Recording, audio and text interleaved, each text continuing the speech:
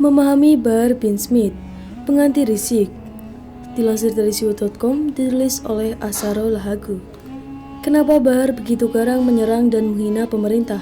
Jawabannya adalah periknya ada di situ. Bahar mendapat fans ketika dia dengan lantang menyerang pemerintah. Untuk menyerang pemerintah, dia harus punya tunggangan.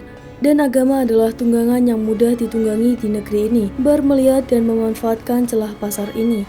Dalam bahasa entrepreneur, Bahar adalah sosok yang jago membaca peluang. Dia paham bahwa ada celah pasar yang punya konsumen tersendiri. Lalu dia ambil celah pasar itu. Ia pun terjun langsung memasuki pasar. Ya, pasar dengan omong besar, lantang, berani, dan tidak takut. Model Bahar adalah lancar mengucapkan teks-teks suci. Ia menjadikan sebagai dalil untuk menyerang siapapun yang tidak disukainya, termasuk pemerintah. Bahar bukanlah sosok ganteng. Ia juga tidak pandai bercanda dan melucu semacam Tukul Arwana. Bahar juga bukanlah akademisi beken semacam Renal Kasali. Bahar tidak punya modal untuk menjadi motivator ulung semacam Marie Teguh atau Tung Dasem Waricin. Bahar juga tidak bisa main drama atau film semacam Rambo atau menarik banyak pengikut YouTuber semacam Atta Halilintar. Ia juga tidak punya modal suara bagus semacam Afgan. Bahar pun tidak bisa main musik kayak Jaring. Ia juga bukanlah pengusaha seperti Sandiaga Uno. Dalam berdakwah, Bahar tidak punya cakrawala pemahaman agama yang luas dan dalam semacam Quraisy Shihab. Ia juga tidak seperti Zainuddin atau A'agim yang mampu menjelaskan agama dalam kehidupan nyata dan punya pengikut tersendiri. Bahar tidak punya modal banyak, padahal ia adalah termasuk tipe manusia yang suka menjadi pusat perhatian. Celakanya, ia tidak punya banyak pilihan sebagai modal agar terkenal sekaligus sumber isi peruknya. Bahar tidak kaya, tidak ganteng, tidak bisa berakting, tidak bisa bernyanyi, tidak bisa main film, tidak bisa punya bakat olahraga.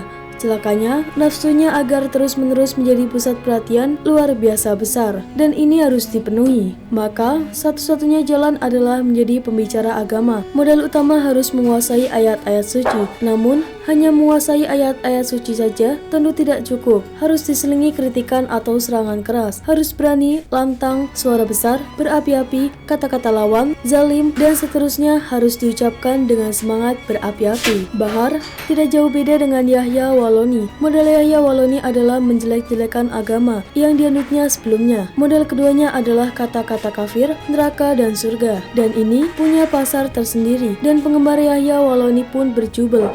Tentu semakin banyak penggemar diundang kemana-mana, maka periuknya tambah terisi. Di Indonesia, yang sedang mabuk agama, seorang pembicara semacam Bahar, Yahya Waloni, termasuk Rizik, punya pasar tersendiri. Pasarnya bisa sampai 10%. Nah, inilah yang dimanfaatkan oleh mereka yang punya keberanian lebih. Bisa dibayangkan jika pasar tidak suka gaya dakwah mereka, maka orang-orang yang sama tidak akan muncul karena mereka tidak laku. Tidak punya pasar, ada permintaan maka ada penawaran. Justru karena ada pengikut, ada orang yang mau mendengar, ada fans, maka gaya dakwah yang cenderung keras, provokatif, tebar kebencian terus muncul di mana-mana di wilayah negeri ini. Bahar paham bahwa sepeninggal Rizik yang masih terkunci di Arab, tidak ada pendakwa yang sepadan. Nah, sekali lagi, Bahar membaca celah dan mengisi kekosongan ini. Ia mencoba tampil sebagai kandidat pengganti Rizik. Gaya dakwanya tidak jauh beda dengan Rizik, keras, lantang, dan hobi menyerang pemerintah. Tentu Bahar tidak langsung mengcopy paste gaya berpakaian Rizik. Ia mengcreate busananya sendiri, rambut pirang, topi baret 5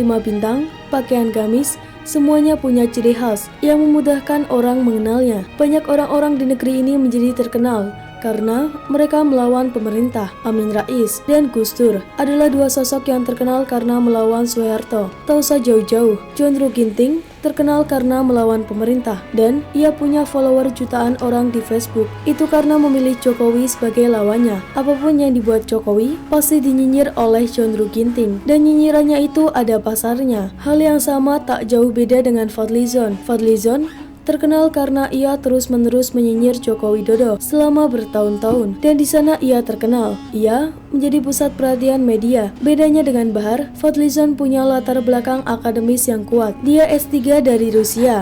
Oleh karenanya, ia bisa masuk ke Gerindra dan selanjutnya bisa masuk ke DPR. Andaikan Fadlizon tidak punya jabatan, tidak punya pendidikan akademis, mungkin ia lebih keras dari Bahar. Mengapa? Nafsunya agar selalu diperhatikan orang menjadi pusat perhatian, terus-menerus bangkit dari alam bawah sadarnya. Bisa jadi, Fadlizon bisa menjadi kepala preman terkenal. Begitulah kura-kura. Salam Siward, Asarul Lahagu.